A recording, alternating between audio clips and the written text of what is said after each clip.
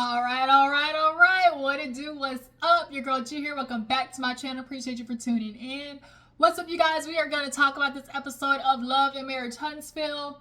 Before we get into the review, really quick, you guys, I just want to ask, I'm considering doing live Love and Marriage Huntsville reviews. That way, we can chit chat back and forth and talk about the episodes.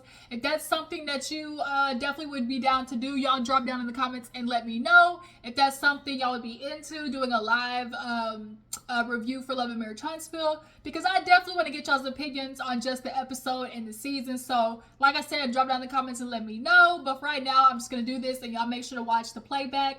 But y'all, without further ado, let's go ahead and get into it. If you're new to my channel, appreciate you for rewind. Appreciate you for tuning in. Lord, I'm getting tongue twisted. Hit that subscribe button. You already know what to do. Everybody who's already part of the Juice Box crew, go ahead and hit that thumbs up, like, interact, drop down in the comments, y'all, and so we can continue to get the family growing. So, like I said, let's get into it. We open up the episode with Melody talking to good old Keke. Keke, do you love me? She talking to Keke, and she's basically letting her know, like, girl, I'm here for you. If you need anything, Keke's like, I appreciate it. You can definitely tell Keke is on her, she's in panic mode. She's in survival mode. She's in anxiety mode. Like, it's just written all in her body language. Like, that do look like Keke in the video.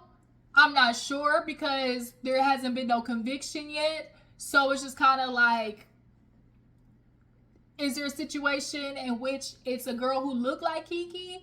But as of right now, it looks like Keke. She might have, what do they call it? A doppelganger out there somewhere. But nonetheless, it's possible. She said she hadn't. She said she hadn't relapsed. She's like, because Melody's like, girl, they saying it's possible that you relapsed, da-da-da-da. And she's like, I can understand that, but, I haven't. I'm still doing good. And it's like, drop down in the comments. Do y'all believe Keke fell off the bandwagon or not? But she's like, Tiffany invited you to her. She invited you to the sip and see or whatever. And so she's like, you better be ready for the questions. She's like, and I will. She's like, I know what's coming. It is what it is. I do appreciate that Mel and Stormi are taking the approach this season of not trying to other Keke. Shout out to Niecy and her channel. Y'all make sure to go check out Niecy Dixon's channel. And she got basically other Keke, like she said, shout out to her. We're gonna put you on the outside and kind of give you the, nanny boo boo, you can't sit with this act. And Tiffany is definitely trying to take charge in that. And girl, it ain't cute. So yeah, moving on. Next scene we have Marsaue and Tisha. So Tisha, Rosa and Marsaue, fixing the house and whatnot. And she bring him a smoothie. And I guess this is the house that they are renovating that they were staying in. They're giving a nice modern touch. It looked decent. But I still got questions that don't seem to have answers. If y'all are wanting to build a house, why the are you spending money renovating? It doesn't make any sense. Are y'all understanding it? Because the math ain't mathing. If you're gonna need money to build a house. So why is money being spent renovating in a place that y'all don't plan on staying? Am I tripping, y'all? Am I seriously tripping? Am I missing something here? Because y'all keep moving into these temporary spots. It's not making any sense. It's just not. It just really isn't. So she basically, questions him. Of course, they got to bring up the court stuff. He real quick shut it down. It was like an open and shut. How was court? It was good. It wasn't court. It was a deposition. And basically Marsaue in the confessional was like, oh, when somebody sues as a countersuit or whatever. I'm not sure all the information on, this fraud case. But because I know the type of character that Marsaue has, if he's willing to cheat on his wife, he's willing to cheat in business. And that's something that I think these men, never really want to consider about how the aspects and the qualities and the morals they have in their marriage are the same type of qualities and characteristics that they will do in business. So if you're willing to lie, cheat, and steal against your wife, then you're definitely willing to do it, in business. So I would not be, surprised if there's fraudster behavior and, the Scott Scholt, business frame. Because if you ask me, Marsau's a fraud in his marriage. You trying to show Tisha that you a man that you really not, okay? That's real tea. So, she asked about it. He shut it down real fast. So then she started asking about, what's the furniture budget? And he's like, furniture? Like, can you not just go to China? Like, can we not rent furniture? Sounds real cheap for a man who want to talk about he been in business long enough and y'all made millions. That's how we thought, we made millions. We millionaires. Okay. So, she's like, well, what's the budget? You're always telling me and, try to give me, boundaries for where I spend my money. But, you spent your money, your allowance on a car. And he's like, what you talking about? Oh, this is what it's about. First of all, you already know what type of dude he is. He wrapped his car yellow. Yellow, my nigga, yellow with your old ass. Yellow? You just know the type. Yellow? That's all I keep thinking is yellow. That ugly ass yellow. I cannot. You want to be seen. That's the thing. You want to be seen. You want people to see your butterfly doors. Don't nobody give a damn about that tiny ass car. So she's like, oh, you got an allowance. And he's like, well, my allowance ain't as much as yours. I get $3,500 and you get $5,000. And Tisha's like, well, mine goes towards the kids, which it's kind of understood because we all know typically the money that women makes, that's typically majority of the money that goes towards the kids. Like, her money honestly is the kids' money. So then he's like, well, how much did your purse cost? And she's like, well, I'm not going to disclose that. So he's like, well, look, see, like, when I finally do something for me, now all of a sudden you're trying to accuse me of, not handling business and, you're now, you're now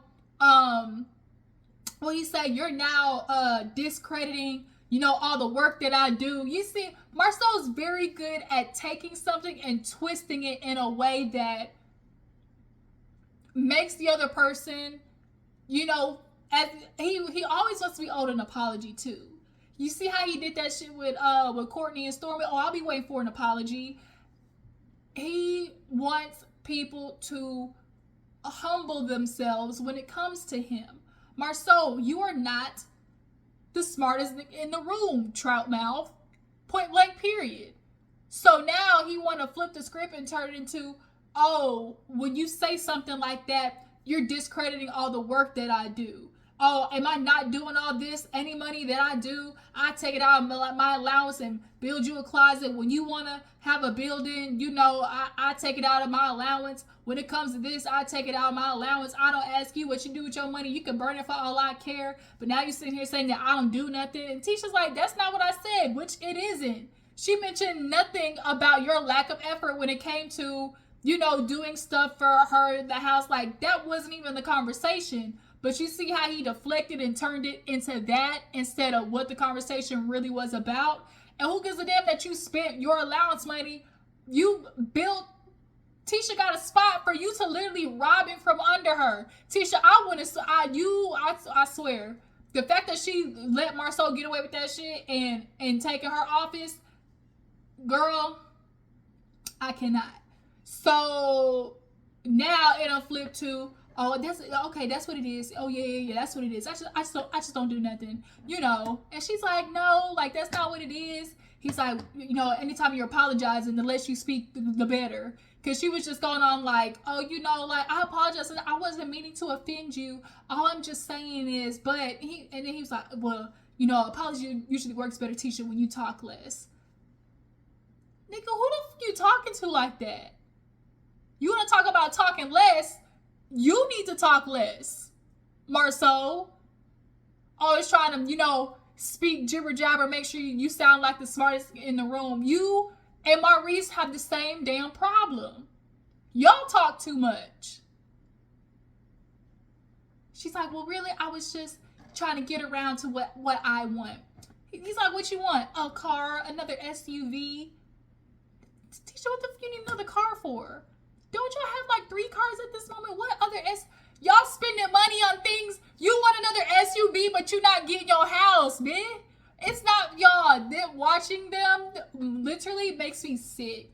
And also what makes me sick is watching Marsaue create messes and Tisha seeing it and then mushing herself, literally putting a tape over her mouth and not calling out her husband and not checking him and not realizing how dangerous it is that you're not putting a cap on the shit that your husband is doing. Because at the end of the day, if he goes down, but you going down too.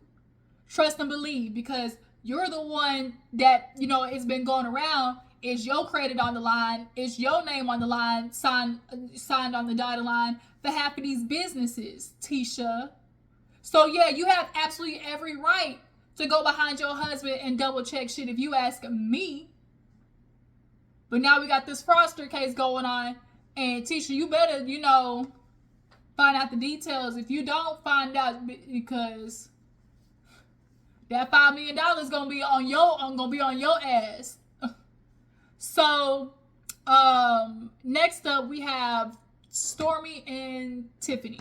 So Stormi, she goes in with Tiffany, and they're talking about doing the baby presentation at this place. The place looked nice. You know, Tiffany sits down and was like, oh, you know, how you doing? Ever since I last saw you, you know, you got into it with Tisha. And she's like, girl, you know, I mean, it is what it is. Like, just don't try to check me. But really, truth be told, like, my issue ain't with Tisha. It's with Marsau. Ain't it funny how literally all the women, you see, Stormi and Mel literally have had the same response when it comes to it. It's like, my issue is not with Tisha, it's with Marsau ass. Like, that says a lot, because everybody's starting to understand, like, the issue ain't Tisha, it's Marsau. And unfortunately, Stormi called it out. It's like Marsau does it and then Tisha follows suit. And it's like, you can't be co-signing your husband's BS. You can't. But yeah, she's like, girl, my problem ain't with Tisha, it's with Marsau. So, you know, she get to asking about the thing, and Tiffany's like, yeah, you know, I want to invite Keke, you know, everybody's going to be there. And Stormi's like, you going to invite Keke? She's like, yeah, like, why are you acting surprised? Bitch, what do you mean why am I acting surprised? And they do the playback, because you hoes been getting into it since the start. Literally, since the start, Keke and Tiffany been getting into it. So now Tiffany, they're here go the messy shit, talking about, oh, you know, well, I'm willing to invite her, you know, as long as she don't, you know, steal locks or nothing or take any centerpieces. Stormi was like, Tiffany, like, come on now. And she was like, you know, I saw the Crown Watchers, and Tiffany's like, I did too, but I'm just concerned because it's like, she got the baby involved, you know, she running out, get ready to hit cars on the way out. You know, how am I supposed to make it not, you know, sound any worse than what it really is, you know? But she's like, you know, Mel did come over and she did kind of change my opinion, and, you know, understanding like maybe, you know, I can give, you know, Keke a second chance, and, you know, just give her an opportunity. And I really just see Tiffany using that just as an opportunity to go after Keke. She's looking for somebody to go after. Point blank, period. So after that, Stormi, you know, she checks in on Tiffany, just asking, you know, like, how you doing? And at first, Tiffany wants to hit her with the I'm okay, which a lot of people do. It's like, anytime somebody asks you, like, how you been? Of course, the person's like, good, okay. But really on the inside, you fall and break it down to pieces. That's what's happening with Tiffany right now. She's like, you know, I just have people texting me constantly all day. I have 2, you know, teen boys I have to worry about picking up this, picking up that. They need this. They want me to buy that. You know, I got 30 people texting me, not to mention I'm working. Then a baby that's on my hip 24/7. Brand new baby, but you have to feed that thing. Lord, I didn't mean to say it like that. Y'all know what I'm trying to say. Y'all got to feed the baby. You got to feed the baby every hour, you know. So she's like, you know, it's a lot. And, you know, Lewis isn't here. You know, he's coaching at A&M or something like that. So she's like, honestly, you're the first person I've even told that I'm feeling this way. Like, I haven't even told Lewis. And it's like, that says a lot. I think Lewis subconsciously ran the fuck up out of that house. Because here's what we do know. Lewis did not want another baby. We're going to have to speak the ugly truth here, Tiffany. Lewis did not want another baby. And you know deep down that Louis did not want another baby. But you thought, I feel like Tiffany thinks that baby was worth sacrificing Louis. She understood that it could possibly ruin her marriage to Louis. And she was okay with that, y'all. That's just the truth. Tiffany was okay with risking losing her husband for the baby. She has some shit she needs to heal. Dr. Francis called it out when they all did that therapy session. Where Dr. Francis at? Speaking of, where Dr. Francis? He need to be speaking back with Martell. He damn sure need to talk to Marsau and all of these niggas. Like, where is Dr. Francis? So yeah, Tiffany, I think, also just underestimated like how much it's a lot to handle a baby. Like, babies, y'all, is probably one of the hardest shit you could ever do. Like, people always show the cutesy stuff and the pictures and yada yada, but behind the scenes, babies are grunge work. Babies are goddamn trying to do an obstacle course with your hands tied behind your back and a blindfold over your eyes. Like, it's a lot. And, she was just like, sometimes it can be overwhelming.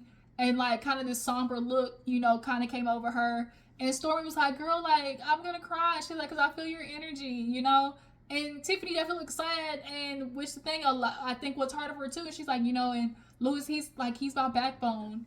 And Louis ain't here. Where are you at, Louis? Why you ain't take care of your baby, Louis? Your wife is struggling looking out for you, Louis.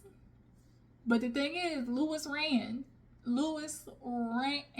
And he's trying to prove a point to Tiffany that you already were struggling to make time for me as your husband. What do you think a baby is going to do? If you're struggling to make time for your husband, Louis wants to prove a point to Tiffany that she's like, I can do it. Because that's what she kept trying to say, that I can do it all. Like, women do it all the time. Girl. That's all I'm going to say. But Tiffany and Stormi, they talk to each other and yada yada. The Fletchers, y'all. First of all, we have to give it up for the Fletchers. Perfect addition. Nell, Chris, they were what this season needed. So we definitely gonna give the Yes Award to the Fletchers. Okay. So Marsaue and Tisha, they come in late, and I tell you, they did not wait to get into the shit. All right. So because they was wondering like, shit, what was our invitation? So they asked, Marsaue and Tisha, how was the expo? Of course, it was great. All the businesses came and, we talked to them. It was awesome. Okay, where was our invitation? Here we go. It's all a scheme that Marsau set up to come with us with the bull. So his first lie or justification was, well, I don't even know what you do. And Chris like, I'm a real estate. Well, yeah, I know you're a real estate broker. Okay, so if he's a real estate broker, you know what the fuck he does. Like, stop playing, Marsau. You've been in this construction field for a long time. You've been friends with with Martell for a long time. You know Chris enough for him to be your alibi when you was out there thotting and bopping. So Chris is good enough to be your alibi, but he ain't good enough to show up to the Black Business Expo.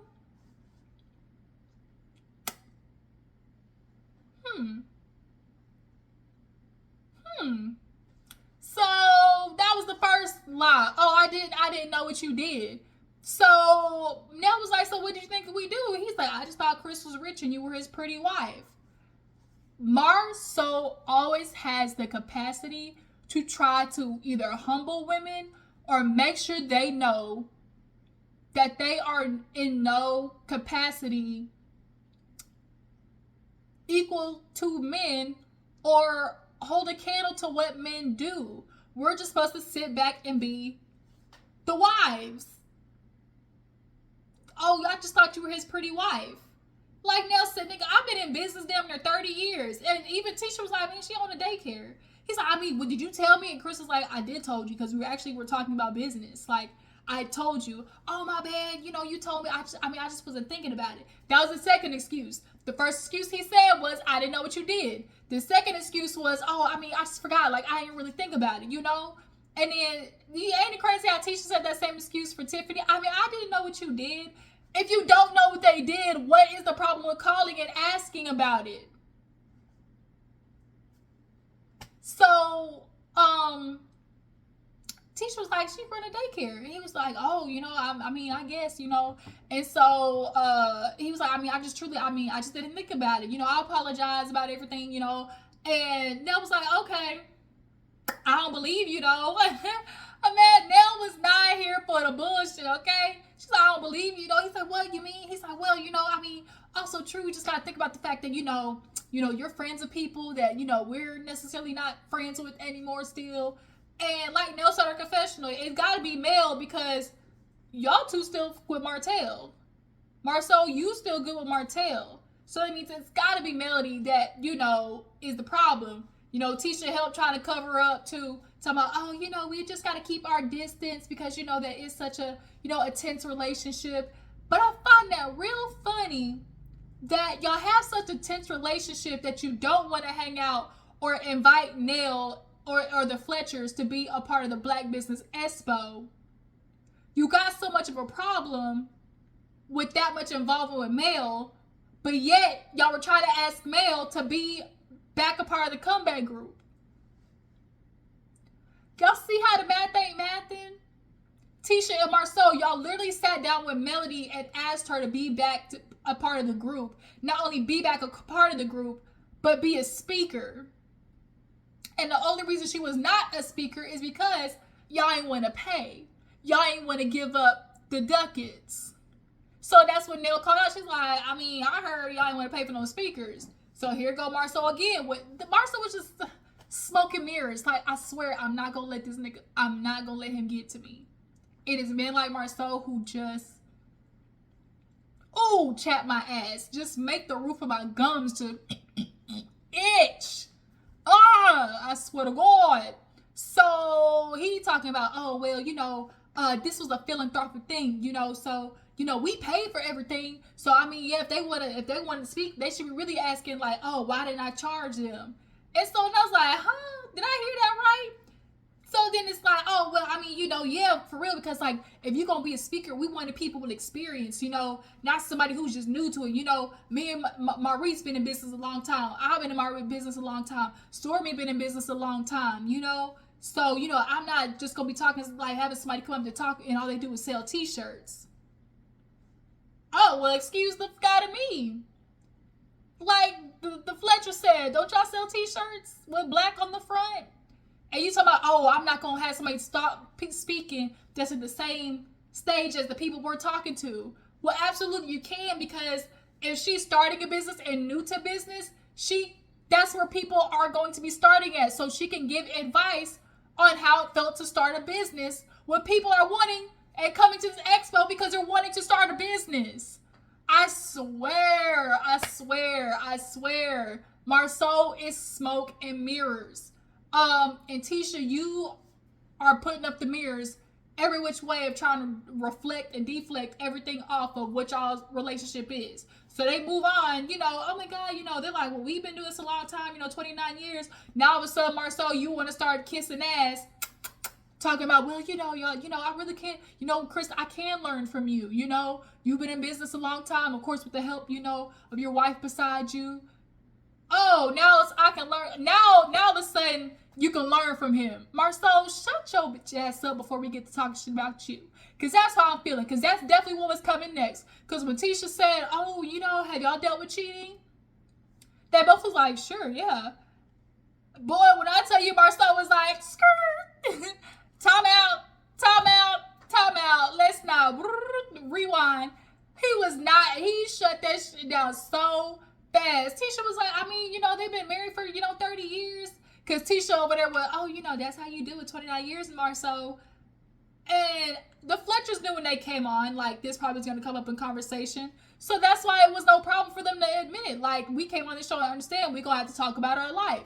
But Marsaue ain't want that conversation to happen, because if we're going to talk about y'all cheating, the only way next that's coming is back to them. And Marsaue was not about to do it. because Marsaue know he had Chris as a effed up alibi for when he was doing his dirty deeds down in Atlanta. Okay?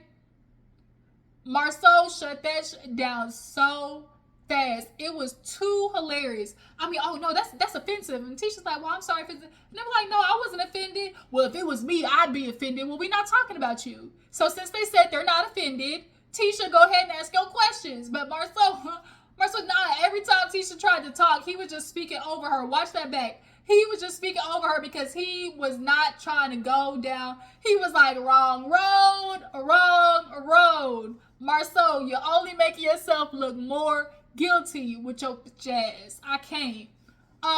So we get to the end of the episode. Tiffany show up and ain't shit done. First of all, lady at Blue Lux, whatever your name was, you better not try to charge me for this event that you ain't even got ready on time and ain't even set up. They have the excuse of, oh, well, it was raining. Be goddamn. So now Tiffany in there got to put her gloves on and get to working. And Tiffany, what's her name? What's her name? Dang, what is her name?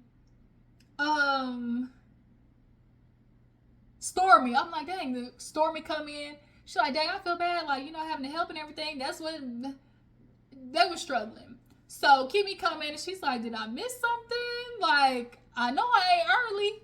So everybody starts showing up. Melody come in and don't get the no hi.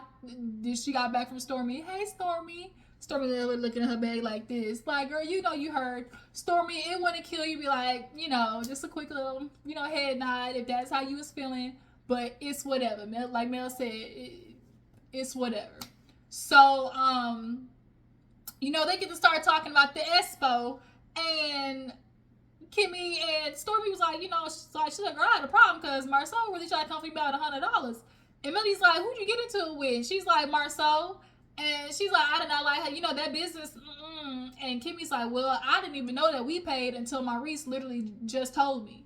Because Tiffany's feeling salty, like, well, damn, I wasn't on stage. And Keke's like, well, like, what were you wanting? And so Tiffany just feels like, I think watching the switch from Melody to Stormi kind of gave Tiffany the impression, well, if it's not a comeback thing, it's clearly maybe possibly a Love and Marriage Huntsville thing. So why would I not be included in that? But see, Tiffany, that's not what it was. The only reason Stormi got that is because Melody said, my name Bennett, I ain't in it. I ain't trying to be there. So that's the only reason Stormi's in that position. They needed Stormi as somebody who could be like a big player in the game and also give the Expo a little bit more validity. That's really what it was. You weren't going to bring enough traction for them. Sorry, that's what it was. So, Keke and Stormi was like, Stormi was like, it just was not good business. It just was not. So, Nell come in, she pulled Melody to the side and tells her about the dinner. And she was like, yeah, girl, Marsau, we went, and basically the Scots was like, we don't know how necessarily close we could be with you because of Mel. And on some extent, it makes sense. But on another extent, it really don't, because the Fletchers have really shown their relationship with Mel and Martell not to be one that would be detrimental to you, the Scots, because they haven't done anything to show that, they have such an alliance with, Mel and Martell that, they would do y'all dirty or something like that. Like they said, it's business. Like, we've been in, obviously, Huntsville for 29 years doing business. Marsaue, you said it yourself. We can learn from you. So it was like, Melly said, it sounded like BS. And Neil was like, and I called it out and said it. But girl, I don't know if you're going to like what he had to say. And so Melly's like, huh? She's like, yeah, girl. He tried to basically sit there and be like, well, we can't have nobody come and talk because, I just don't, I just can't come up because you selling t-shirts. And Mel was like, if this nigga in here don't stop. She was like, he better be lucky, because I'm really putting checks in their pocket. And you want to talk about demeaning me when the truth is, you wouldn't even be here if I didn't have a vision and a dream. I said, Boom, boom, boom, boom. Shots fired. Just shots fired. Because that is the truth. Marsaue, how dare you try to belittle, demean, dismiss everything that Melody does down to selling t-shirts. Nigga, she's literally producer credits on the show that you're getting paid from. The reason you're getting paid and have money in your pockets is because Mel went out there and did something. Not Martell. Martell, his bitch ass struggling to find, he homeless. He literally is squatting right now. But you want to try to diminish Mel down to selling t-shirts? And even if what she doing was selling t-shirts, it's still a business that's profitable. Are you profitable right now, Marsaue? So Mel was like, I'm so sick of this nigga. Like Mel said, she's like, I don't have a problem with Tisha. It is Marsaue. And so she's like, I find it real pathetic that these men, not only men, but black men are constantly finding ways to try to, you know, it's petty, it's pathetic, it's like amusing. Girl went in there. And so she's like, I gotta tell that to his face. Because that's really what it is. Marsaue in very toxic relationships, like especially like one with Tisha and Marsaue, the qualities and characteristics that they maintain in their relationship, they think is feasible to do out in the real world. So because Marsaue is so used to belittling and minimizing Tisha and her accepting that behavior, he thinks he's going to be able to go out into the world and do that to other women. But then you meet women like Stormi, who was like, who the fuck you talking to like that for $100? Because he thought he was going to sun her into giving him that $100, because he damn sure wouldn't have went up to Courtney that way. Best believe. But Stormi, don't play me, I'm not Tisha. Melody, the same thing. He's doing everything to try to diminish Melody, because at the end of the day, he don't want Tisha getting no ideas. Because what happened was, Melody divorced Martell and flourished. And that is the last thing he wants Tisha to have the idea that she is capable of. Point blank, period. And y'all coming after Mel, but Tisha, you over there, I didn't even know that bitch was selling mugs that said, my life, my blueprint. Girl, the blueprint idea, we know who that came from. These things really have the audacity. So yeah, that's where the episode ended, you guys. I'm super excited for next week, because that confrontation between Mel and Marsaue, juicy, bitch, okay? So yeah, you guys, I really appreciate you for tuning in. Y'all make sure to follow my Instagram and Twitter, and tell me what you feel about this episode. How do you guys feel about the Fletchers as an addition to Love and Marriage Huntsville? What do you guys feel about Tiffany and her situation with Keke? And what do you guys feel about Marsaue and not paying everybody for the Black Business Expo? All right, I appreciate you for tuning in. We'll catch you later.